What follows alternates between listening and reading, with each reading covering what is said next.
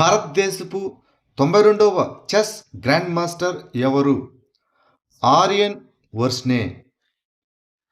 ఇటీవల అర్మేనియాలో జరిగిన ఆండ్రానిక్ మార్గారియన్ మెమోరియల్ టోర్నమెంటులో తన చివరి నార్మును సాధించడం ద్వారా 21 ఏళ్ల ఆరియన్ వర్స్ని భారతదేశానికి 92వ గ్రాండ్ మాస్టర్ అయ్యాడు. ఇది భారతదేశం యొక్క పెరుగుతున్న చెస్ వారసత్వానికి తోడ్పడింది. ఆపరేషన్ పవన్ ఏ సంస్థ నిర్వహించింది? Indian piece keeping force IPKF. 10వ సాయుధ దళాల అనుభవజ్ఞుల దినోత్సవం నాడు రక్షణ మంత్రి శ్రీ రాజ్నాథ్ సింగ్ శ్రీలంకలో భారత శాంతి పరిరక్షణ దళం యొక్క ధైర్యం మరియు త్యాగాలకు నివాళులర్పించారు. 1987 జూలై 29న ఇండో శ్రీలంక ఒప్పందం తర్వాత IPKF ఆపరేషన్ పవన్ను నిర్వహించింది. శ్రీలంక ప్రభుత్వ విధానంలో మార్పు తర్వాత 1990 మార్చి వరకు IPKF శ్రీలంకలో మోహరించబడింది. ఈ ఆపరేషన్లో భారత సైనికులు గణనీయమైన ధైర్యం మరియు త్యాగాలను ప్రదర్శించారు. ఇప్పుడు ప్రభుత్వం అధికారికంగా గుర్తించి గౌరవించింది. భారతదేశ 77వ గణతంత్ర దినోత్సవ వేడుకలకు ముఖ్య అతిథులు ఎవరు? Antonio Luis Santos da Costa మరియు ఉర్సులా వాన్ డెర్ లేయన్. ఇటీవల యూరోపియన్ కౌన్సిల్ అధ్యక్షుడైన Antonio Luis Santos da Costa మరియు యూరోపియన్ కమిషన్ అధ్యక్షురాలు ఉర్సులా వాన్ డెర్ లేయన్లను భారతదేశ 77వ గణతంత్ర దినోత్సవ వేడుకలకు ముఖ్య అతిథులుగా ఆహ్వానించారు. జనవరి 27న జరిగే 16వ ఇండియా యూరోపియన్ యూనియన్ శిఖరాగ్ర సమావేశానికి సహా అధ్యక్షత వహిస్తారు. శిఖరాగ్ర సమావేశంతో పాటు భారతదేశం యూరోపియన్ యూనియన్ వ్యాపార వేదిక కూడా జరుగుతుంది. జనవరి 2026లో రాష్ట్ర వ్యాప్తంగా సికిల్ సెల్ స్క్రీనింగ్ కోసం అరుణోదయ మిషన్ను ఏ రాష్ట్ర ప్రభుత్వం ప్రారంభించింది? మహారాష్ట్ర. ఇటీవల మహారాష్ట్ర 21 అధిక ప్రాబల్య జిల్లాల్లో రాష్ట్ర వ్యాప్తంగా సికిల్ సెల్ స్క్రీనింగ్ కోసం అరుణోదయ మిషన్ను ప్రారంభించింది. ఈ డ్రైవ్ జనవరి 15 నుంచి ఫిబ్రవరి 7 వరకు గిరిజన మరియు అధిక ప్రమాదం ఉన్న జనాభాను కవర్ చేస్తుంది. ఇది ఉచిత స్క్రీనింగ్, డయాగ్నోస్టిక్స్, మందులు, రక్త మార్పిడి మరియు టెలిమెడిసిన్ సేవలను అందిస్తుంది. ఈ సికిల్ సెల్ ఎనీమియా అనేది వంశపారంపర్య హిమోగ్లోబిన్ రుగ్మత. ఇది సికిల్ ఆకారపు ఎర్ర రక్త కణాలు, దీర్ఘకాలిక రక్తహీనత, నొప్పి, ఇన్ఫెక్షన్లు మరియు అవయవ నష్టానికి కారణమవుతుంది. రోబోట్ సిస్టమ్ 15 అనగా RBS 15ను ఏ దేశం అభివృద్ధి చేసింది? స్వీడన్. స్వీడిష్ ఏరోస్పేస్ మరియు defence company Saab Russian S-400 air defence system యొక్క భాగాలను నాశనం చేయగల RBS 15 క్షిపణి సామర్థ్యాన్ని ప్రదర్శించింది. ఈ RBS 15 అనగా రోబోట్ సిస్టమ్ 15 మరియు ఇది భూమిపై దాడి చేసే సామర్థ్యంతో కూడిన అగ్ని మరియు ఫర్గెటబుల్ యాంటీ-షిప్ క్షిపణి. ఇది స్వీడన్కు చెందిన సాబ్ బోఫోర్స్ డైనమిక్స్ అభివృద్ధి చేసిన ఉపరితలం నుంచి ఉపరితలం మరియు గాలి నుంచి ఉపరితలం వరకు లక్ష్యాలను ఛేదించే క్షిపణి. ఈ క్షిపణి యొక్క మాకు 0.8 సబ్సోనిక్ వేగంతో ఎగురుతుంది. ఇది దాదాపు 200 కిలోమీటర్ల పరిధిని కలిగి ఉంటుంది. తెలంగాణలోని హైదరాబాదులో గిరిజన వైద్యుల కోసం భారతదేశపు మొట్టమొదటి జాతీయ సామర్థ్య నిర్మాణ కార్యక్రమాన్ని ఏ మంత్రిత్వ శాఖ నిర్వహించింది? గిరిజన వ్యవహారాల మంత్రిత్వ శాఖ, the ministry of tribal affairs. భారత ప్రభుత్వ గిరిజన వ్యవహారాల మంత్రిత్వ శాఖ 2026 జనవరి 16 17 తేదీల్లోని తెలంగాణలోని హైదరాబాదులో గిరిజన వైద్యుల కోసం భారతదేశపు మొట్టమొదటి జాతీయ సామర్థ్య నిర్మాణ కార్యక్రమాన్ని నిర్వహించింది. భారతదేశ ప్రజారోగ్య వ్యవస్థలో గిరిజన మరియు స్వదేశీ వైద్యులను అధికారికంగా గుర్తించడం, సామర్థ్యం కల్పించడం మరియు సమగ్రపరచడం ఈ కార్యక్రమం యొక్క లక్ష్యం. ప్రాజెక్ట్ దృష్టి కింద భారత గిరిజన ఆరోగ్య అబ్జర్వేటరీని స్థాపించడానికి భువనేశ్వర్లోని ఐసీఎంఆర్ ప్రాంతీయ వైద్య పరిశోధన కేంద్రంతో ఒక అవగాహన ఒప్పందంపై సంతకం చేయడం ఈ కార్యక్రమంలో కీలకమైన అంశం. ఇటీవల వార్తలో కనిపించిన ఫింకే నది ఏ దేశంలో ఉంది? ఆస్ట్రేలియా. అర్రెంటే ప్రజలు లారాపింటా అని పిలిచే ఫింకే నది ప్రపంచంలోని పురాతన నదీ వ్యవస్థ అని నమ్ముతారు. ఇది మధ్య ఆస్ట్రేలియాలో ఉన్న ఒక ప్రధానమైన అడపాదడపా ప్రవహించే నది. ఈ నది ఉత్తర భూభాగంలోని మాక్డొనెల్ శ్రేణుల్లో ఉద్భవించింది.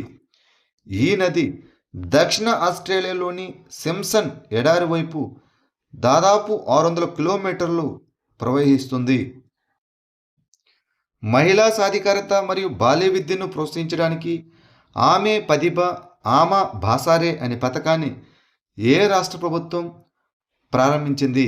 ఒడిశా. ఇటీవల ఒడిశా మహిళా సాధికారత మరియు బాల్య విద్యను ప్రోత్సహించడానికి 5 ఏళ్ల పథకం అయిన ఆమె పదిబ ఆమా భాసారేను ప్రారంభించింది. ఈ పథకం 3-6 సంవత్సరాల వయసు గల పిల్లలకు వారి మాతృభాషలో విద్యను అందిస్తుంది. ఇది జాతీయ విద్యా విధానం 2020కి అనుగుణంగా ఉంటుంది. బాల్య వివాహాలను నిరోధించడానికి 100 రోజుల ప్రచారాన్ని మరియు టీనేజ్ గర్భధారణను నిరోధించడానికి మరియు టీనేజ్ తల్లులకు మద్దతివ్వడానికి ఒక పైలట్ ప్రాజెక్టును కూడా ఒడిశా ప్రారంభించింది. నిరంతర్ అనేది ఏ మంత్రిత్వ శాఖ కింద పనిచేసే సంస్థల సహకార వేదిక? పర్యావరణం, అటవీ మరియు వాతావరణ మార్పు మంత్రిత్వ శాఖ. కేంద్ర పర్యావరణం, అటవీ మరియు వాతావరణ మార్పుల మంత్రి నిరంతర సమావేశానికి అధ్యక్షత వహించారు. ఇది national institute for research and application of natural resources to transform, adapt and build resilience. పర్యావరణ సమతుల్యతను నిర్ధారించేటప్పుడు అభివృద్ధికి మద్దతు ఇవ్వడానికి, జీవ వనరుల స్థిరమైన వినియోగాన్ని ప్రోత్సహించడానికి నిరంతర్ ప్రయత్నిస్తుంది. ఇటీవల వార్తలో కనిపించిన క్రొగర్ నేషనల్ పార్కు ఏ దేశంలో ఉంది? దక్షిణాఫ్రికా. క్రొగర్ నేషనల్ పార్కు దక్షిణాఫ్రికాలో అతిపెద్ద మరియు పురాతన జాతీయ ఉద్యానవనం. ఇది ప్రపంచవ్యాప్తంగా వన్యప్రాణుల సంరక్షణకు ప్రసిద్ధి చెందింది. ఇది ఈశాన్య దక్షిణాఫ్రికాలో లింపోపో మరియు మపుమలంగ ప్రావిన్సుల్లో, మొజాంబిక్ మరియు జింబాబ్వే సరిహద్దుల్లో ఉంటుంది. ఈ పార్కును మొదట 1898లో సాబీ గేమ్ రిజర్వ్గా ప్రకటించారు మరియు 1926లో జాతీయ ఉద్యానవనంగా మారింది. భారతదేశంలో మొట్టమొదటి పూర్తి stack sovereign artificial intelligence park ఏ రాష్ట్రంలో ఉంది? తమిళనాడు. భారతదేశంలో మొట్టమొదటి పూర్తి స్టాక్ సావరిన్ ఆర్టిఫిషియల్ ఇంటెలిజెన్స్ పార్కును ఏర్పాటు చేయడానికి తమిళనాడు ప్రభుత్వం సర్వం ఏఐతో ఒప్పందం కుదుర్చుకుంది. భారతీయ ఉత్పాదక ఏఐ కంపెనీ అయిన సర్వం ఏఐ టెక్నాలజీ స్టాకును ఎంకరేజ్ చేస్తుంది మరియు భారత భాష నమూనాలకు మద్దతిస్తుంది. ఇటీవల వార్తలో కనిపించిన లేక్ నాట్రాన్ ఏ దేశంలో ఉంది? టాంజానియా. టాంజానియాలోని నాట్రాన్ సరస్సు తీవ్రమైన అగ్నిపర్వత రసాయన శాస్త్రం కారణంగా రక్తం ఎరుపు రంగులో మెరుస్తూ ఒక అద్భుతమైన మరియు ప్రాణాంతకమైన సహజ అద్భుతాన్ని సృష్టిస్తుంది. ఈ నాట్రాన్ సరస్సు ఉత్తర టాంజానియాలోని అరుషా ప్రాంతంలో కెన్యా సరిహద్దుకు సమీపంలో తూర్పు ఆఫ్రికన్ రిఫ్ట్ యొక్క తూర్పు శాఖలో ఉంది. ఇది అత్యంత ఆల్కలైన్ సోడా మరియు ఉప్పునీటి సరస్సు. అంతర్జాతీయ ప్రాముఖ్యత కలిగిన రామ్సర్ ప్రదేశంగా గుర్తించబడింది. వాయేజర్ 1 అనేది ఏ అంతరిక్ష సంస్థ ప్రయోగించిన అంతరిక్ష పరిశోధన నౌక. National Aeronautics and Space Administration NASA. Voyager 1 అనేది 1977లో National Aeronautics and Space Administration NASA బాహ్య గ్రహాలను అన్వేషించడానికి ప్రయోగించిన అంతరిక్ష పరిశోధన. ఇది ఇటీవల వార్తలలో కనిపించిన వాయేజర్ 1 భూమి నుంచి ఒక కాంతి రోజు దూరానికి చేరుకున్న మొదటి మానవ నిర్మిత వస్తువుగా అవతరిస్తుందని అంచనా వేస్తున్నాయి. ఒక కాంతి రోజు అనగా కాంతి 24 గంటల్లో ప్రయాణించే దూరం.